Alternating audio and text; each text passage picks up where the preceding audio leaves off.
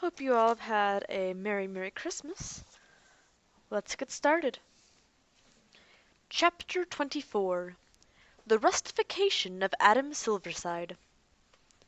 After his final imprint on Derek, Adam Silverside started taking long walks in the forest near the dome. He now had the lean, muscular appearance of a silvery Derek without the clothes and the fine detail. His allegiance to Derek was weak.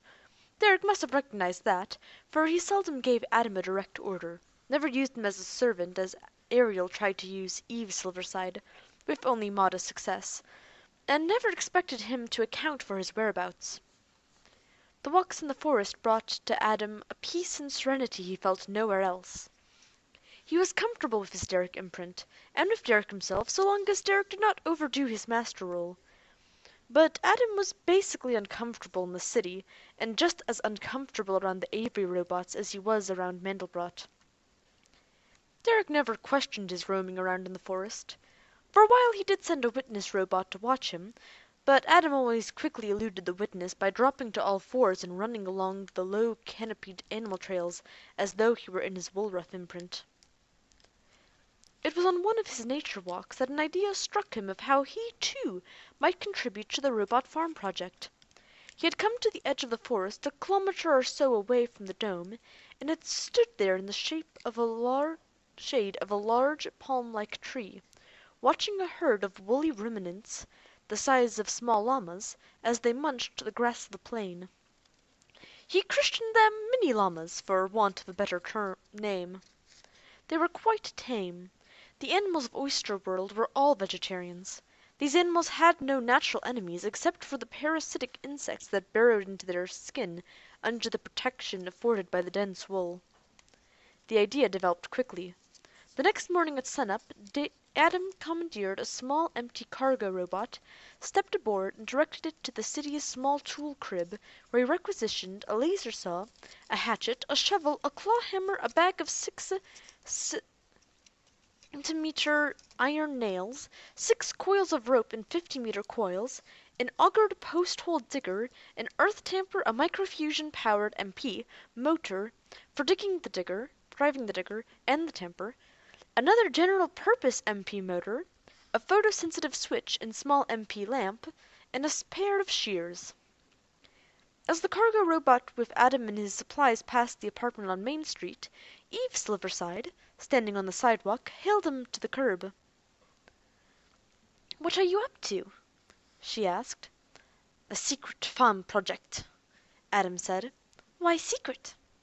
"If it doesn't work, I won't have to explain why it didn't work," Adam replied. "Want to come along?" "Sure." Adam unlatched and was going to let down. A small ramp formed from a hinged section of the meter-high side wall of the cargo space, but just as he unlatched it, Eve belly-rolled over the wall. "And what are you up to?" Adam asked as he latched the ramp back in place. "Looking for you." Adam directed the cargo robot back into the Main Street traffic, and then said, "You found me. Now what?" "Whipping down the street in a cargo robot isn't the best place for a quiet conversation." "It's not likely to get much better this morning." "I'll take my chances. It can hardly get worse." "How did you get away from Miss Ariel?" Adam asked. "I'm here in her service." "Oh?" Neither said anything more until they had left the city, crossed the plain, and were at the edge of the forest near where Silverside had watched the mini-llamas the day before. The herd was now grazing farther out on the plain. He directed the cargo robot to park beside the entrance of a well-worn trail the mini-llamas had made through the forest, to a small brook, and then he led Eve Silverside to that quiet place. Adam had brought along the photosensitive switch, the MP lamp, and one of the MP motors.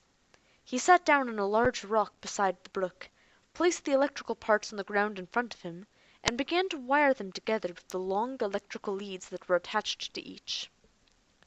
"Now, what has Miss Ariel got you up to this morning?"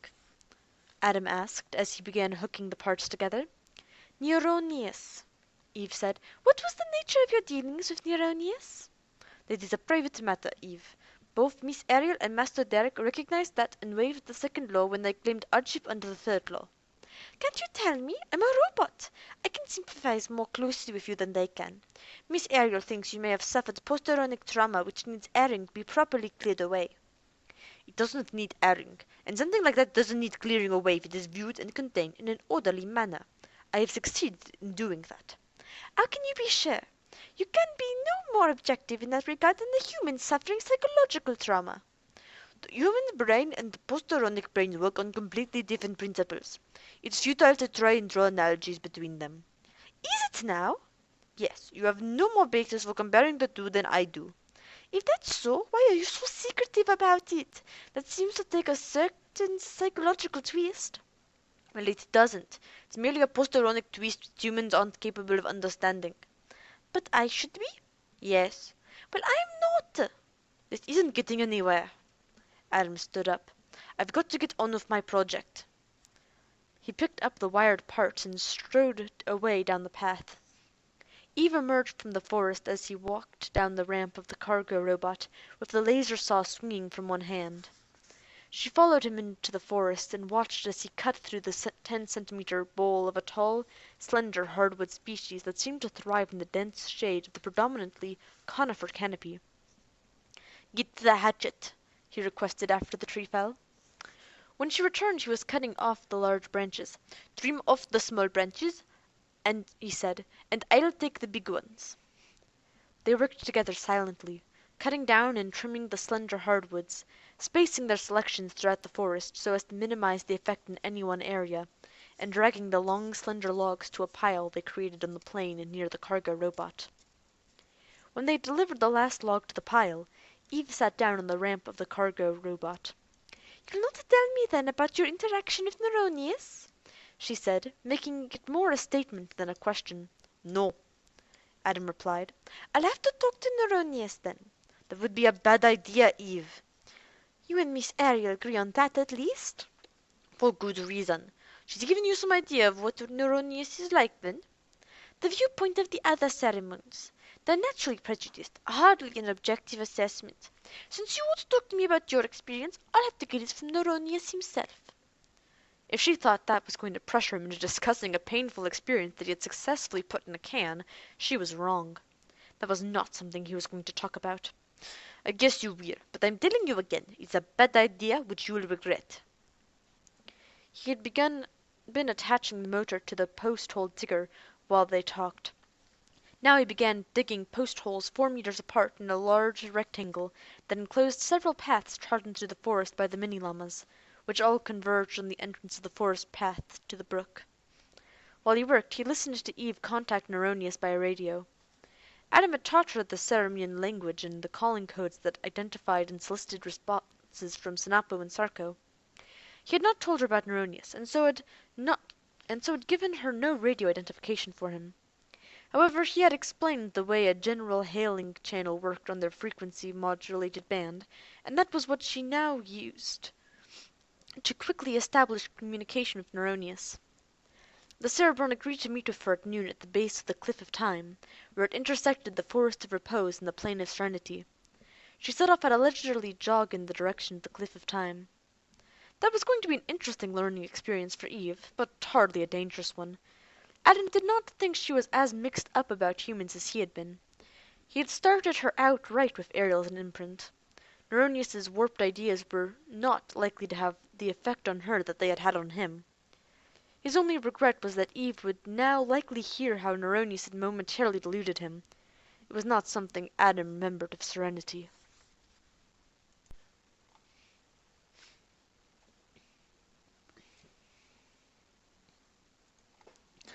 Chapter 25. Neronius Strikes Again. Eve arrived at the escarpment well before noon. She sat down on a plate of granite that angled into the ground below a damp talus of black gravel, and braced herself from sliding by digging her heels into the soft turf where the stone disappeared into the grass. She arrived early to give herself some time to think about Miss Ariel's strange request that she probe Adam for information about Neronius, and to ponder Adam's equally strange reluctance to talk about his experience with Neronius. It was all quite fascinating to someone with as little experience as Eve. She had a good education. Adam had left her along the electronic pathways through the city library, but she thirsted for the real-life experiences that lay behind all that academic lore. She was going to get it that morning, for Neronius arrived early also, giving her little time to ruminate on the words of Adam and Miss Ariel. He came in with the black engulfing swoop and stall that, according to Adam, the Ceremonians used to intimidate alien visitors to their planet. It certainly impressed the experience-thirsty Eve. She drank it up, exhilarating in a feeling of surprise in spite of Adam's forewarning. A surprise that would likely have been fear in Miss Ariel's case. The Ceremonians were indeed quite impressive, seen close at hand. She got to her feet as he folded his wings. "I am Neronius," the alien said hotly. "You are Eve?" "Yes," Eve replied. "What purpose is served by our meeting this morning?" "What was the nature of your conversations with Adam Silverside?" "The man-like robot who can mold silver wings out of his own substance?" "Yes. Perhaps you should talk to him.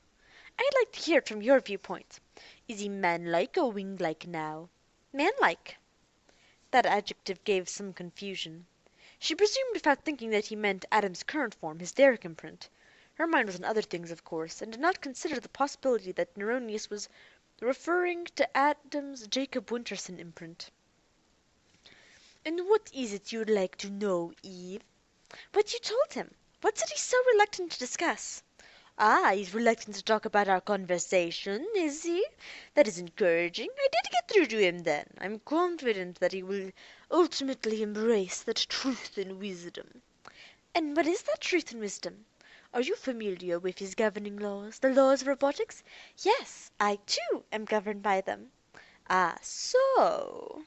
He said that in a peculiar way, but with her limited experience she didn't know why it seemed peculiar, and so it lingered in that uneasy state only momentarily, until he spoke again, and then that uneasiness was swept from her mind. "He didn't tell you, then, that I'm the only human on this planet?" Eve had not had to go through all the turmoil and travail that Adam had suffered in his search for humanity. She had taken for granted that Ariel was human. Adam had not said otherwise. For the first time she experienced some of his confusion. In a way it was more agonizing than his trauma, in that it was acute and pierced deeper into her being than the chronic uncertainty Adam had lived with for so long. And piercing so deeply and so unexpectedly, it exerted a great deal more force and weight in with a great deal of authority. So she concluded instantly, with no shifting and sorting and assessing of the facts, that Adam had misled her. No wonder he was so secretive, so reluctant to discuss Neronius. No wonder Ariel was concerned about Neronius. In her mind Eve had already dropped the miss. "Why did Adam lie to me?" she asked, thinking out loud more than addressing Neronius. "It served his evil purpose and that of the other aliens," Neronius said. And that, too, was true, she knew. Against her inclination towards independence, it had bonded her to Ariel. Just that morning it had inclined her to help Adam in some absurd secret scheme related to Ariel's plan to turn this world into a giant robot farm. She could see now how it must be evil. She began a transformation to simulate Neronius, as Adam had simulated Sinapo. She had expected some reaction from Neronius, but he said nothing, merely watching her quietly, and she took that for approval. She was faced with the same aerodynamic problems Adam had encountered and overcame them, and the other simulation requirements, just as Adam had. Being less familiar with the Ceremonians and unaware of some of their capabilities, she left out a few characteristics that Adam had simulated, but all told it was a workmanlike effort. When she finished she spread her wings tentatively. Like Adam in that imprint, she was twice the size of a Ceremonian. Unlike Adam, she retained the basic female gender of her first imprint, which had been reinforced by Adam's attraction to her femininity.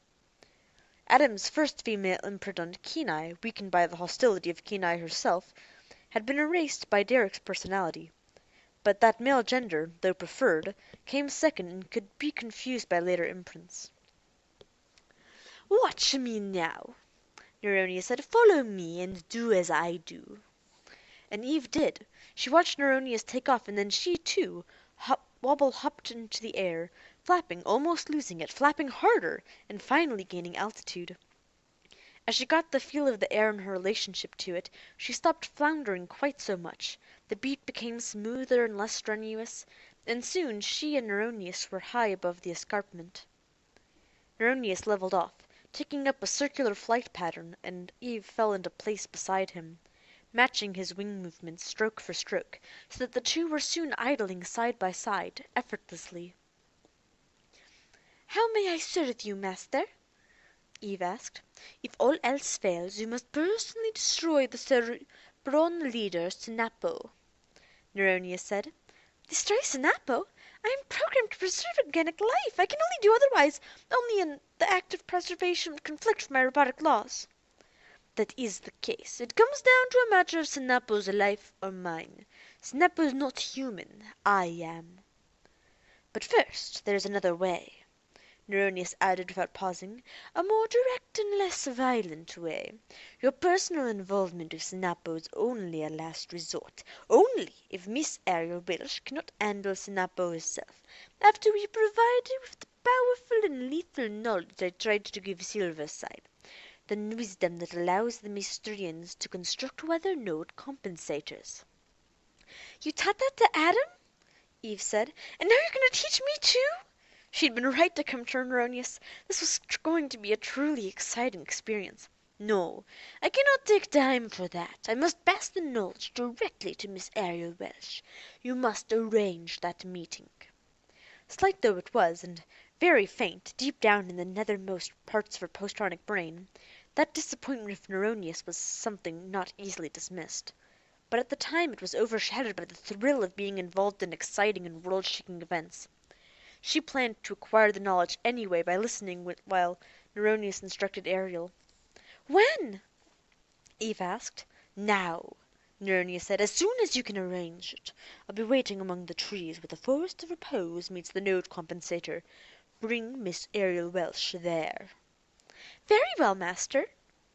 Eve started a long, shallow glide to the dome, but decided that a small detour would not significantly delay the primary mission. Hope you all enjoyed, and hope you all had happy holidays, whether you celebrate Christmas or not. Wow, I went straight into this outro. I should have given 10 seconds. Oh well. Anyway, bye. Hope you all have good days, evenings. Yeah.